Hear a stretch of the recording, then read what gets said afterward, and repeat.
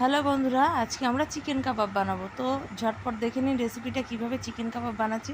প্রথমে কয়েক piece chicken আমি একটা বাটির মধ্যে রাখলাম। এরপরে আদা, রসুন, পেঁয়াজ একসাথে পেস্ট করে নিয়েছি শুকনো লঙ্কা দিয়ে। এরপরে আমি টক দই, একটু লেবুর রস, এরপর পরিমাণ মতো নুন, পরিমাণ মতো হলুদ দেব, দিয়ে ভালো করে এটাকে মাখবো। মেখে একটু 5 মিনিট মতো রাখবো। এরপরে একটা তাওয়া গরম করে তার মধ্যে একটু বাটার লাগিয়ে নিলাম।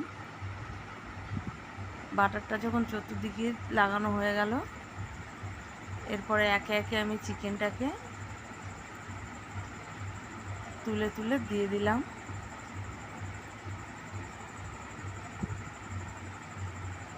চিকেনটা যখন আমার এক এক করে দেয়া হয়ে যাবে, এরপর আমি ঢেকে দেব ওটাকে।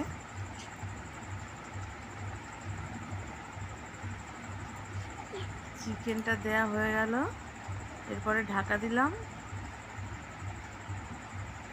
চিকেন